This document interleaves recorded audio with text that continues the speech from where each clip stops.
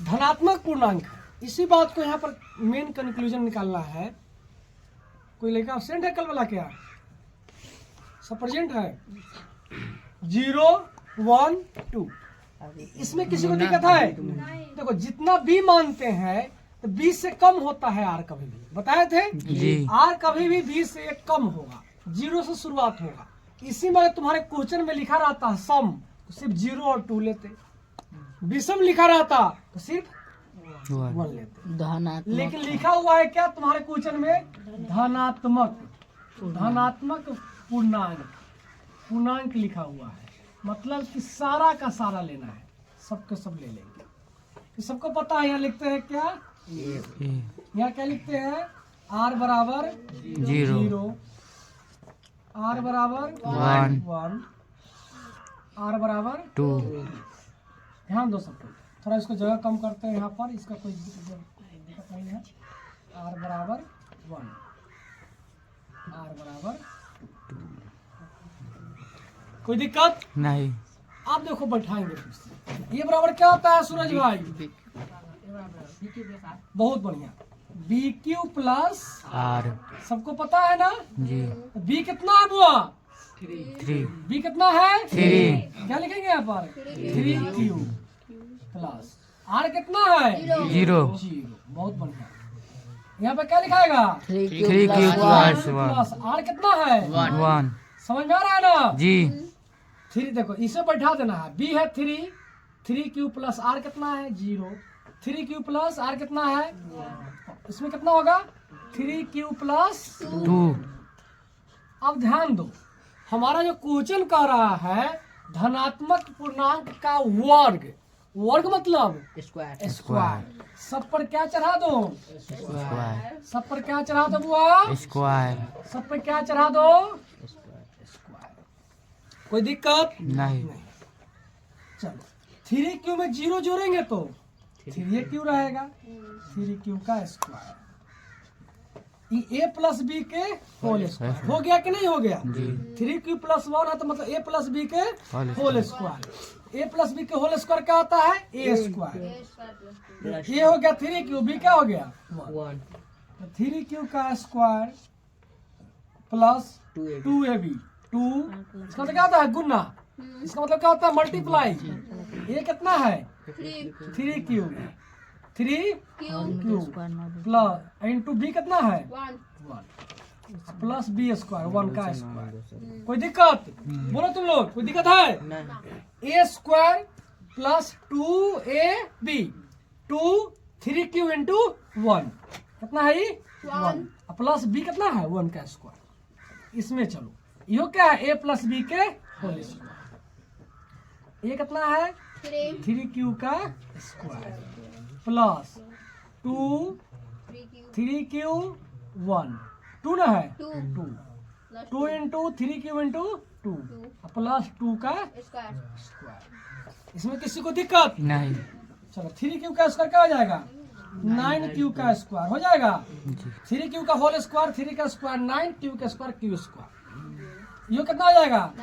9 Q square plus 3 दूना 6 इकाई 6 Q plus 1 का स्क्वायर 1। यहाँ क्या हो जाएगा? 9 क्यू स्क्वायर प्लस 3 दूना 6 दूना 12 क्यू प्लस 2 का स्क्वायर। चलो हमको क्या कर रहा है? इसका रूप 3m होगा। 3m या 3m प्लस 1 होगा, यही नहीं कह रहा है? 3 कॉमन ले लो, 3m के रूप में लेना है, 3 ले लेंगे कॉमन। क्या बच जाएगा? 3 क्यू का हो गया। चलो यहाँ पर दोनों में 3 कॉमन ले लो। 3 अगर कॉमन लेंगे तो क्या बचेगा इसमें? 3 क्यू का स्क्वायर बचेगा। समझ आ रहा सभी लोग को? प्लस 3 से क्या मरतबा में 2 क्यू हो जाएगा। 1 इसमें आएगा, 3 में कॉमन 1 आएगा तो 1 क्या करेंगे? साइड में लिख देंगे।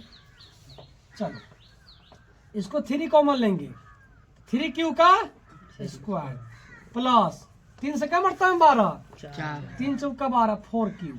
यहाँ समझना है प्लस 4 है, 4 में 3 आ सकता है कि नहीं? 4 में 3 आएगा तो कितना? 3 इकाई। एक क्या ले लिए? कॉमन ले लिए। तो 4 में से क्या चला गया इसमें? एक गया कि 3 गया? 4 को क्या लिख सकते हैं? 3 + 1 लिख सकते हैं ना। 4 को क्या लिख सकते हैं? 3 + 1। तो 3 कहाँ चला आएगा वो? इसमें बाहर क्या बच गया? इस यहाँ में समझना, इसमें दिक्कत नहीं ना है। नहीं। देखो इसको एक लाइन और उड़ा देते हैं, चलो एक लाइन और बता देते हैं, कोई बात नहीं, एक स्टेप और बढ़ा देते हैं। 9 क्यूब प्लस 12 क्यूब, दिख रहा है ना बढ़िया से? प्लस 4 को क्या लिख सकते हैं? 3 + 1 लिख सकते हैं। 4 को क्या लिख सकते हैं? 3 + 1 3 + 1। तो पीछे क्यों बैठता है रोज? तुमको जगह नहीं मिल रहा है, आगे जगह तो नहीं मिल रहा है, आगे जगह नहीं मिल रहा है वहां पर। तुमको दिख रहा है तुमको? चलो वहां पर।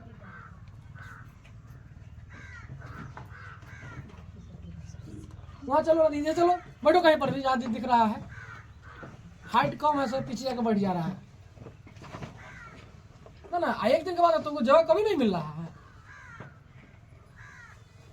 ध्यान दो, 9 cube square plus 12 cube plus 4 को क्या लिख सकते हैं? 3 + 1। 3 + 1 क्यों लिखेगा? 3 हमको लेना है कॉमन। तो 3 कॉमन अगर ले लेंगे क्या बचेगा? 3 क्यूब का स्क्वायर बचेगा जी। प्लस 4 क्यूब बचेगा जी। प्लस 3 का 3 1, बाहर में क्या बच जाएगा? बाहर 1 बच जाएगा जी। 3 का 3, इसको गुना मल्टीप्लाई को हम m लिख सकते हैं।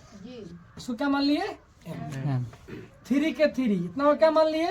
m प्लस 3 के 3, इस पूरा को क्या मान लिए?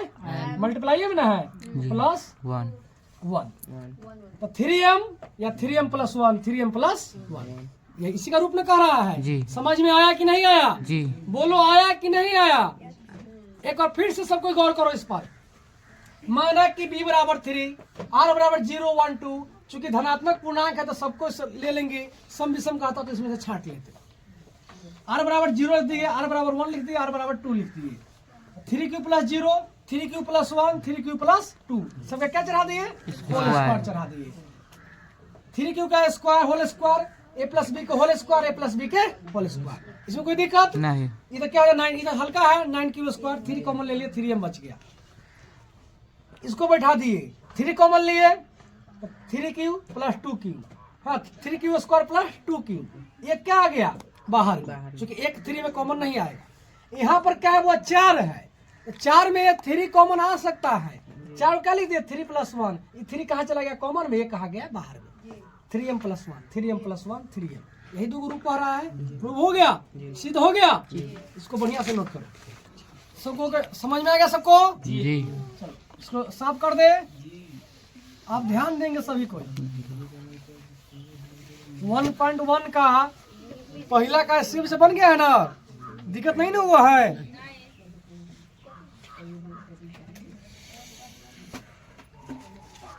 हम कल अभाज्य संख्या के बारे में कुछ बताए थे, बात नहीं करो।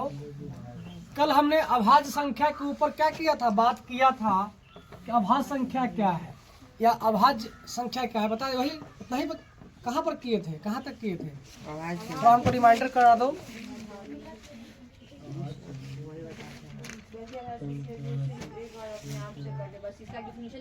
नहीं बताए थे? चलो आ गया, समझ में आ गया कहाँ पर था। देखो इस तुम्हारे 10th का एक इम्पोर्टेंट चीज बताने जा रहे हैं। इस सब में नंबर उठता है और परीक्षा में ये सब आता ही आता है। देखना सभी कोई है ना। कल का क्लास एब्सेंट ना हो किसी का। कल पूरा मैराथन ब्रह्मास्त्र क्लास चलेगा 4 घंटा का लगातार, इसलिए कल का क्लास 11 बजे कोई एब्सेंट ना करे। ध्यान दो, अभाज्य गुणनखंड की बात हो रही है, यह तुम्हारे चैप्टर में है और तुम्हारे परीक्षा में भी आता है। कुछ लोग बात कर रहे हैं क्लास में, बात उत मत करो। अभाज्य गुणनखंड की बात कर रहे हैं। देखो 2 वर्ड होता है, एक होता है गुणज, एक होता है गुणनखंड। पहले उसका डिफरेंट हमको पता होना चाहिए ना भाई, है ना। गुणनखंड और गुणज, पहले उसके बारे में बात करेंगे। अभी भाई साहब आप रुकिए थोड़ा देर, अभी ये तू सब रुका, पहले पंडित जी से भोज खा ले दो, तब तू सब बैठिया। पहले पंडित जी आओ, पंडित जी कौन आओ? पंडित जी पहले क्या दही चूड़ा दही खेली पंडित जी सबके, तो देखिए अभी चूड़ा दही पंडित सब खिया भी तब 200 के भात खिए ही।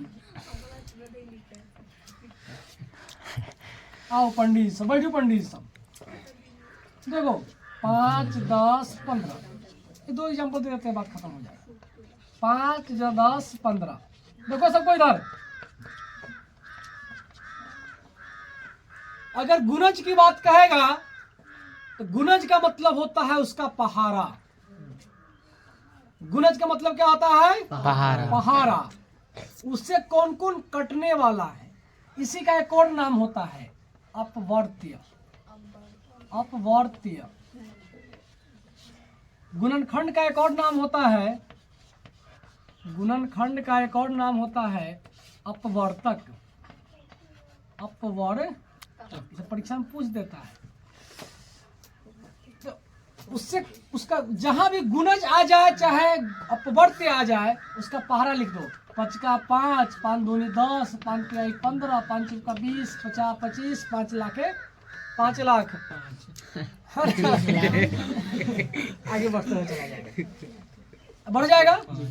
10 का 10, 10 दूनी 20, 10 तिहाई 30, डॉट डॉट डॉट डॉट बढ़े चला जाएगा। 15 के 15, 15 दूनी 30, 15 तिहाई 45, 15 चौका 60 बढ़ जाएगा जी। किसी को दिक्कत? नहीं। कहीं भी गुणज कहेगा या अपवर्त कहेगा लिख लेंगे जी। अगर गुणनखंड की बात करेगा तो गुणनखंड या अपवर्तक की बात करेगा, है ना। गुणनखंड का मतलब होता है कि कौन कौन से कटेगा, कौन कौन से कटेगा। 5 कितने से कटेगा बुआ? 1 से या 5 से। हो गया, समझ में आया जी। 10 के कैसे कटेगा? 1 से कटेगा, 2 से 5 2 से कटेगा, 5 से कटेगा, 10 से। इस हो गया इसका गुणनखंड। 15 कटेगा 1 से, 5 15 2 से, 3 से, 2 से नहीं कटेगा। बहुत बढ़िया बहुत बढ़िया। 3 से, 5 5 से, और 15 से। बहुत बढ़िया। आज का सबको जब स्कूल का जो कोचिंग का फी देना ना, जितना कोचिंग का फी लगता है उसमें 30 से भाग दे देना। कितना से भाग दे देगा? 30 से। जितना कोचिंग का फी लगता है उसमें 30 से भाग दे देना। उतना रुपया जब फी जमा करने लाना याद पार देना कि सर आप बोले थे, उतना रुपया कम लेकर के आना। हो गया। जिसको जितना महीना लगता है ना उसमें 30 से भाग दे करके उतना रुपया एक दिन का कम रुपया लेकर के आना, क्योंकि तुम लोगों ने मेरा गलती को सुधार दिया। क्या जी? ये समझ में आया सबको? गुणज या अपवर्त्य, गुणनखंड या अपवर्तक। ध्यान दो। कोई माई का लाल है? कौन माई का लाल है जो इसका संख्या बता देगा? कोई नहीं है। इसकी संख्या खत्म होने का चीज है नहीं। तो मतलब कि कोई ऐसा व्यक्ति नहीं है जो किसी चीज का गुणज या अपवर्त्य की संख्या बता सकता है। बता सकता है कोई? नहीं। गुणनखंड की संख्या कोई बता देगा। 5 का क्या गो? 10 का 15 का 4 को। सबको समझ में आया? पहले इसको सबको नोट कर लो फिर आगे बढ़े। भाई आते हैं हम लोग टॉपिक पर। इतना में किसी को दिक्कत? नहीं। इसको मिटाते हैं। जा भोज खा ले पंडित सब। हाँ यहाँ सब इनका सब पंडित सब कसैली दियो, कथी दियो? कसैली दियो पंडित सबके। एक बार हम भोज खाए गए दूसरा गांव में लड़के में, शिव ब्राह्मण को भोज था, है ना। तो उसके गांव का सब जाति का रहा होगा, घरवाड़ा का हो गया, मतलब कि 10-15 बहुत अमीर आदमी का भोज था। 10-15 गांव के ब्राह्मण का भोज था। तो हम तो गए यहाँ से भोज खाए। हाँ नाम नहीं खोलेंगे, एक दो राजपूतों के लड़का के साथ ले गली। हाँ तो वहाँ पूछ के कि जब ब्राह्मण था ना उसको एगो पन्नी में जनेऊ 51 गो रुपया कसैली पन्नी में मिल रहा था। मैं पूछ लेता था कि कौन जाति था? पंडित जी तो लियो। अब ओमे कहला कि राजपूत छे, दोसर जाति था से कसैली दे दिला। मतलब कैसे करके बता रहा था? क्या जनेऊ तो ब्राह्मणे को मिलेगा, आप दक्षिणा। तो हमारे साथ जितना लगी राजपूत लेगा सब सब कही पंडित जी आज जब बटल है तो जितना की जान दूसरा गाँव चिन्हे गए बहुत भीड़ रहा है। तो हाँ कौन जाति छी तो पंडित छी सब लेकर भाई काला कहा जाओ दोस्तों जाची भाई अब पंडित जी काला पे काम को रुपया मिले जा रहा है हाँ सबके जा दिली वही में ध्यान दो।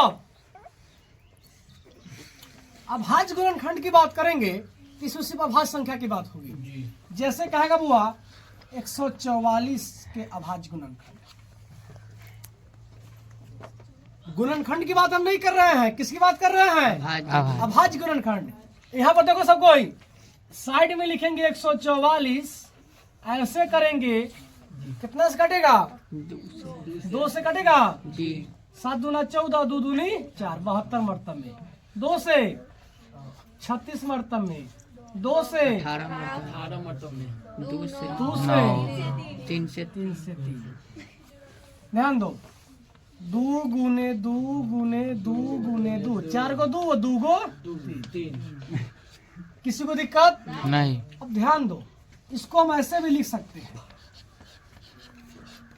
इसको हम कैसे लिख सकते हैं? एक तो तरीका यह हुआ 2 का गो 1 गो 2 गो 3 गो 4 गो 2 के पावर 4 गुने 3 के पावर। अब देखो परीक्षा में क्वेश्चन कैसे आता है। हमने 144 का ऐसे तोड़ा, उसका अभाज्य गुणनखंड हमने लिख दिया है ना। सिर्फ इसमें अभाज्य संख्या ना देखो 2 2 2 3 अभाज्य संख्या ना है भाई, इसमें सिर्फ अभाज्य संख्या आएगा ही। 2 का गो है 4 गो 2 के पावर 4 गुने 3 के पावर 2। परीक्षा में क्वेश्चन क्या आ जाता है? मान लो क्वेश्चन कह देगा 144 के अभाज्य गुणनखंड में। ध्यान दो सब कोई, यही इंपॉर्टेंट है। अभाज्य गुणनखंड में अगर तुम अच्छा से क्लास कर लिया मेरा 90% क्वेश्चन टकराना है क्लास का, जी सर, याद रखना। 144 के अभाज्य गुणनखंड में 2 के घातांक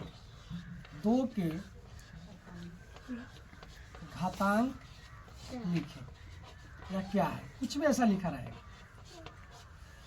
उत्तर 2 के घातांक कितना है? 4 आंसर हो जाएगा। 3 का पूछता तो 2। कितना आदमी को समझ में आया? ऐसा ही क्वेश्चन रहेगा। सबको समझ में आ रहा है ना भाई? हाँ कि ना? हाँ। इसको नोट करो। क्या अरविंद क्या हाल है? समझ में आ रहा है? एक बात बताओ हुआ तुम्हें लोग, सबको यहाँ पर ध्यान देंगे। तुम्हारे बुक का क्वेश्चन है 1.2 की बात करते हैं। किसकी बात करते हैं आप? 1.2 की बात करते हैं। प्रश्नावली 1.2 एगो हम बता देते हैं, बाकी तुम लोग घर से बना लेना। प्रश्नावली 1.2 सबको ध्यान देंगे। हाँ 140 का है लिखा हुआ है क्वेश्चन है। पहला क्वेश्चन में निम्नलिखित संख्याओं को अभाज्य गुणनखंडों के गुणनफल के रूप में व्यक्त करें। 140 अपने से बना लोगे तुम लोग। 156 अपने से बना लोगे जैसे बताया अभी। 3825 अपने से बना लोगे। 5005 अपने से बना लोगे। 7429 अपने से बना। बोलो कौन बता दे इसमें? 140 156 3825 5005 7429 कौन बता दे? 74 7429 ये हम बता देते हैं। चलो 7429 यहाँ पर लिखेंगे। तुम लोग बोलो किससे कटेगा? 9 2 11 11 4 15 15 7 22 3 से तो नहीं कटेगा। 17 से कटेगा। देखते हैं काट के। 17 बचे 17 चौका और 60 कितना बचेगा? 2 4 6 6 पर 2 62 17 तिहाई 51 51 9 2 11 119 17 7 119 17 से कटेगा। 17 चौका और 60 कितना बचेगा? 2 4 6 6 पर 2 17 तिहाई 51 9 2 11 11 पर 9 119 17 7 ठीक है से कटेगा।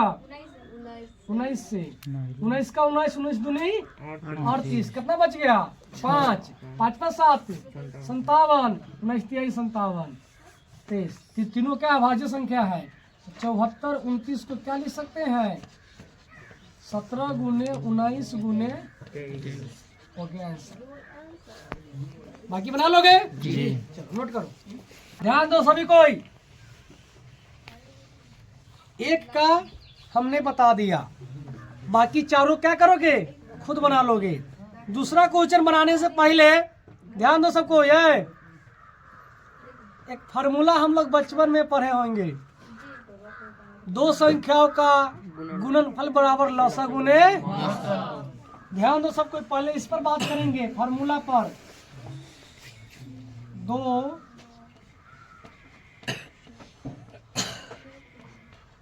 संख्याओं का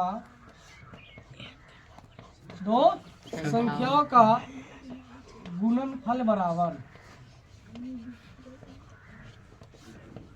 लसा गुने मौसा या फिर इसी को हम दूसरा भाषा में लिख सकते हैं पहली संख्या गुने दूसरी संख्या बराबर लसा क्या बोलते हैं एलसीएम गुने एचसीएफ। यह फॉर्मूला याद होना चाहिए। बोलो सभी कोई दो संख्याओं का गुणनफल बराबर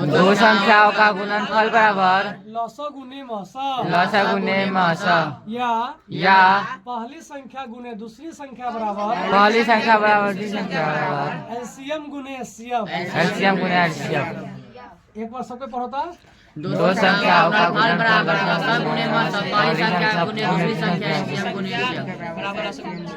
सबको समझ में आ गया जी। देखो इस प्रकार से क्वेश्चन कहेगा चौक लाना पड़ेगा छोटा छोटा हो गया है। ध्यान दो सब कोई जैसे कहेगा बुआ तुम्हारे बुक का क्वेश्चन लिखा बताने से पहले हम एक दो क्वेश्चन अपने से करवाना चाहते हैं है ना तब हम बुक के क्वेश्चन तो करवाइए देंगे। क्या जी गलत कि सही? तो पहले सबको इसको नोट करो फॉर्मूला। चलो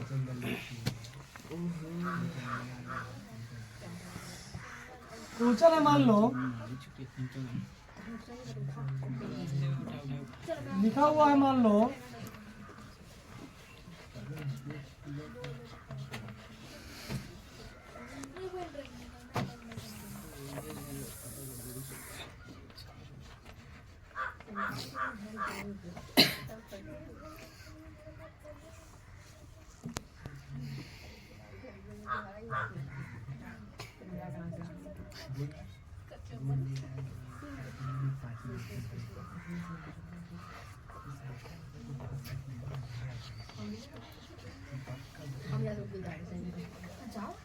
हाँ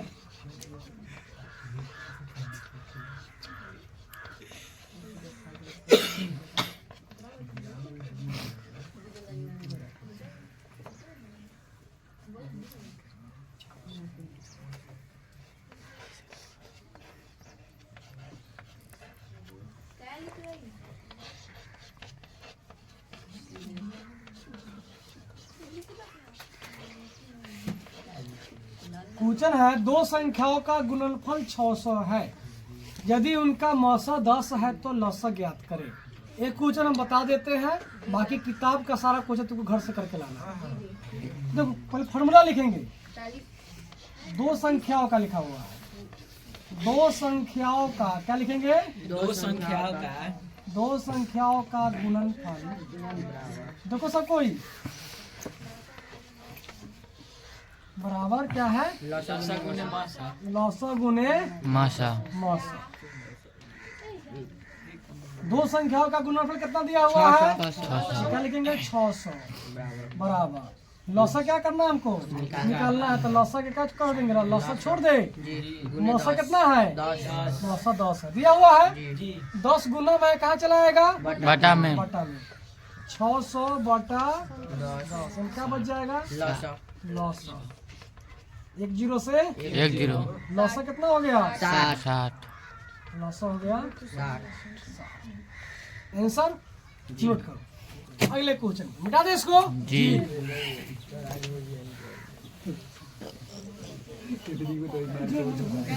ध्यान दो सबको।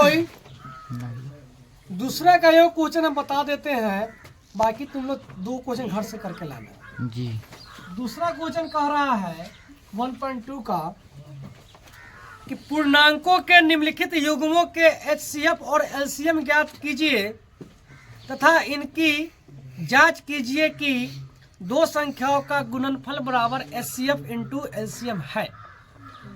तुमको जांच करना है। 2 संख्या थी, मान लो पहले क्वेश्चन पर, दूसरा का पहला पे हम बात करते हैं 26 और 91 है। 2 संख्या दिया है 26 और 91। पहली संख्या 26, दूसरी संख्या 91। इसको हमको सिद्ध करना है, दिखाना है, शो करना है कि 2 संख्याओं का गुणनफल बराबर इसका लसा और इसका मसा के बराबर आता है कि नहीं आता है। हमने जो फॉर्मूला लिखाया है गलत है कि सही है, हमको इसको दिखाना है। ये संख्या 26 है, वो संख्या 91 है। 26 91 का, हाँ पहला 26 91 का मौसा निकालते हैं। हाँ हल्का क्या रहेगा इस विधि से? 26 का क्या होता है, देखो मौसा निकालने का तरीका भी सीख लो। 26 को क्या लिख सकते हैं? 2 गुने 13। 91 को क्या लिख सकते हैं? 7 गुने 13 हुआ। 13 दूना 26, 13 सत्ते 91। जो HCF होता है बुआ क्या होता है? HCF होता है जो छक्का हो जाए, मतलब कि जो कॉमन हो जाए, वही HCF होता है। 13 दोनों में कौन है? 13 कनियों के भाई, बरबों के भाई। 13 क्या है? कनियों के भाई, बरबों के भाई, दोनों के भाई है, तो वही होता है HCF। HCF कितना हो गया? 13। तो पूछ दे HCF क्या है, तो तुम बता सकते हो कि HCF का डिफिनीशन कनियों के भाई, बरबों के भाई। यह भी परीक्षा में लिख दोगे, नंबर मिलेगा, कोई नहीं काटेगा। नंबर काटेगा तो हम केस करेंगे ना। दो है ना, देखो ना, 13 कनियों में है, बरबों में है, दोनों के भाई है, इसलिए 13 क्या हो गया? HCF हो गया। तो बोले हम गलत डिफिनीशन बोले हैं, तो कितना नंबर काट देगा कोनो? सर तो आपको मालूम चले तब ना उसी का नंबर काटे। चेकअप हो जाए दोबारा। देखो 26 का क्या होगा? 2 गुने 13। 91 का होगा 7 गुने 13। दोनों कॉमन क्या आ गया? 13। 13 क्या हो गया? HCF। LCM की बात करेंगे। 13 गुने 7 हाँ 182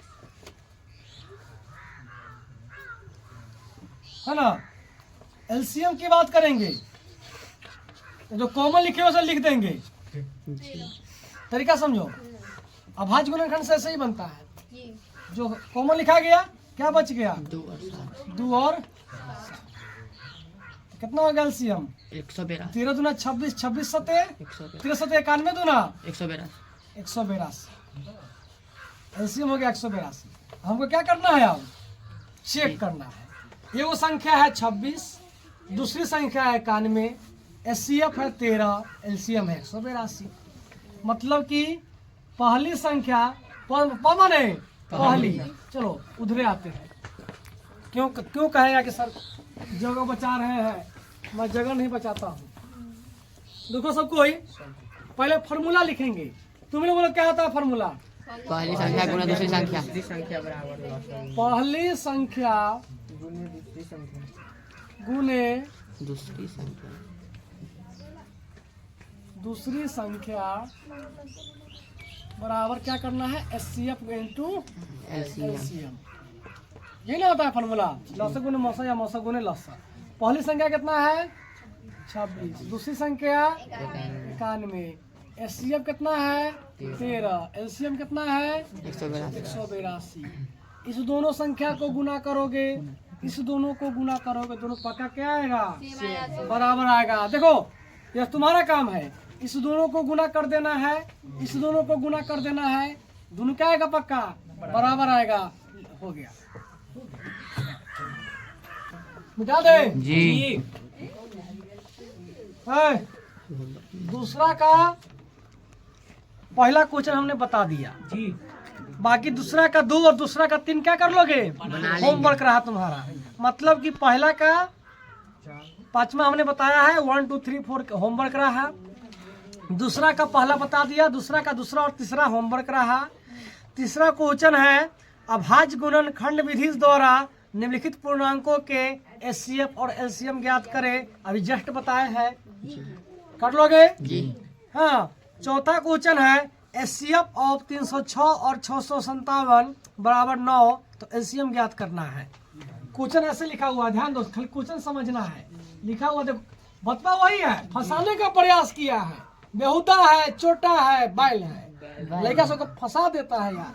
कितना सुंदर सुंदर लड़का सब है, बेहुदा सब को फंसाता है खाली सब। उहे ना 306 और 657, तो क्वेश्चन ऐसे लिखा हुआ है ना, बराबर 9 दिया है। ध्यान दो हुआ, सब कुछ वही है, 9 दिया है, खाली समझना है। क्वेश्चन तो लोग को बना लोगे।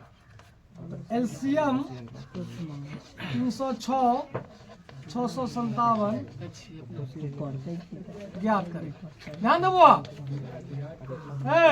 बात कहाँ से हो रहा है?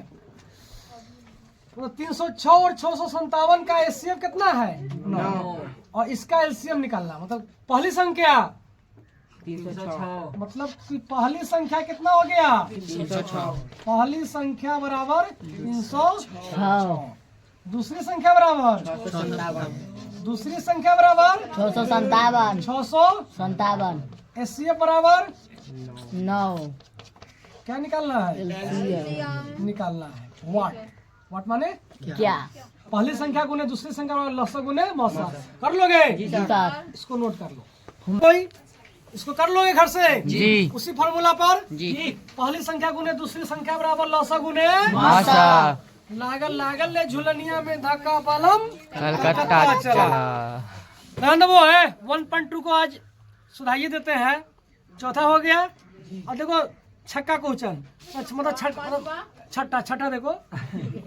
हाँ, छठा क्वेश्चन में जहाँ विशेष फोकस रहता है मेरा। हाँ, बिहान कलग्राम प्रभार आएगा कल, देखना। छठा क्वेश्चन कह रहा है 7 गुने 11 गुने 13 जोड़ 13। छठा क्वेश्चन 7 गुने 11 गुने 13 जोड़ 13 भाज्य संख्या क्या है? भाज्य संख्या सिद्ध करना। पहले इसकी बात करें। 7 गुने 11 गुने 13 जोड़ 13, याद रखना यह क्या है? भाज्य संख्या सिद्ध करना है। कभी भी कॉमन ले आता है प्लस माइनस को देख करके। इस दोनों में कॉमन कौन दिख रहा है? इसमें और इसमें देखो, प्लस माइनस अलग करता है। यह एक टर्म है, यह एक टर्म है, यह अलग टर्म है, याद रहेगा जी। इतना एक है सर, 3 गो है नहीं, गुना है। गुना भाग अलग नहीं करता है। किसी भी टर्म को, किसी भी पद को प्लस या माइनस अलग करता है, याद रखना। किसी भी टर्म को कौन अलग करता है? प्लस या माइनस। इसमें 1 गो 2 गो 3 गो सब 3 गो पद है नहीं। यहाँ कितना पद है? यही क्या गो पद है? क्या गो पद हुआ? 2 पद। याद रखना, इस बात को हमेशा गौर करना है। प्लस माइनस अलग करता है ना? या एक साथ में है या अलग में है। इस दोनों में 13 मतलब कि कन्या को भाई या बरबो को भाई कौन है? 13। उसको देखता है ब्याह में दोनों ओर कराता है। कन्या को रिलेशन में आता है, बीच में ब्याह कराता है, उस साल के वैल्यू ज्यादा रहता है। जो ब्याह कराता है लड़का लड़की के, लड़के लड़के के ब्याह होता है। लड़का लड़का में वो दिन हो गया है बिहार के कौन दिन में, कहा दो नहीं, अरे 6 दिन पहले हुआ है। 6 दिन पहले बिहार में कौन जगह पर हुआ है? सारण ऐसे कुछ हुआ है, लड़का लड़का में शादी हुआ है। तो उसकी बात नहीं कर रहे हैं हम, तो जो बिचमनिया है उसको लेंगे। 13 दोनों में है, 13 भाई को ले लिए। फिर ऐसे घेरते हैं कॉमन के लिए। इसमें 13 लिखा गया है जी, क्या बच गया है? 7 गुने 11 बच गया। बीच में क्या है? प्लस 13 लिखा गया है, तो क्या लिखा गया है? 13 का 13 हो गया। एक बात बताओ, अभी क्या है? इसको सिद्ध करना है कि एक भाज्य संख्या है। इसको क्या सिद्ध करना है? एक भाज्य संख्या है। भाज्य देखो, अभाज्य में क्या चाहिए? एक और अपने आप से कटे, और एक और अपने आप के अलावा अन्य अंक से भी कटेगा, क्या कहलाएगा? भाज्य संख्या। तो 1 से कटेगा ही, जो भी संख्या आएगा 1 से कटेगा। 13 गुने 11 7 77 1 लिख सकते हैं। एक तो कन्फर्म है कि वो 1 से कटेगा, एक 13 से कटेगा, जी एक 78 से कटेगा। जी भाज्य हो गया कि नहीं हो गया? हो गया हो गया हुआ कि नहीं हुआ? हो गया हाँ, इसके क्या है? 2 से अधिक 2 से अधिक क्या हुआ? गुणनखंड अधिक गुणनखंड है। अभाज्य के लिए क्या गुणनखंड चाहिए? 2 2 से अधिक हो गया तो क्या हो गया? 2 से अधिक गुणनखंड है। इसलिए यह एक भाज्य संख्या इसलिए यह एक भाज्य संख्या यह क्या है? भाज्य संख्या एक भाज्य संख्या है। प्रूव्ड। भाज्य संख्या है। समझ में आ रहा है कि नहीं आ रहा है भाई? 1 तो कन्फर्म है, जी। एगो 13 कन्फर्म है, एगो 78 कन्फर्म है। इतना ही मालूम चल गया, 3 गो हो गया। हम्म, अभी और होगा 78 के क्या होगा? 78 में 2 होगा, होबे करेगा 7, बहुत होगा। हमको इतना ही मालूम चल गया, एगो 1 13 78 3 तो यहीं पर हो गया। अभी बहुत सारा होगा। 2 से अधिक क्या हो गया? भाज्य संख्या प्रूव्ड हो गया। क्या देंगे? छठा में एक और चीज दिया हुआ है इसमें। हाँ, एक तो हमने सोल्व कर दिया, एक किसी प्रकार का क्वेश्चन है, उसको तुम लोग घर से सोल्व करना। मतलब कि सभी कोई ध्यान देंगे होमवर्क में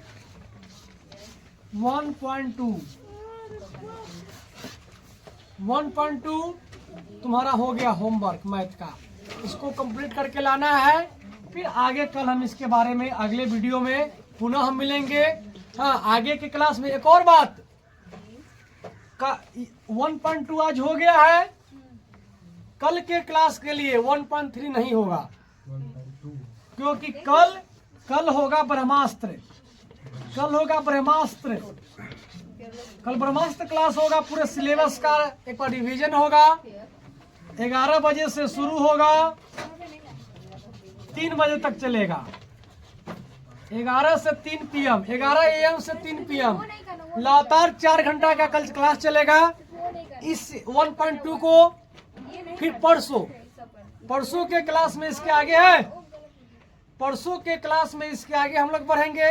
कल का क्लास जो है वो ब्रह्मास्त्र क्लास है। कल का क्लास किसी भी हालत में छोड़ना नहीं है।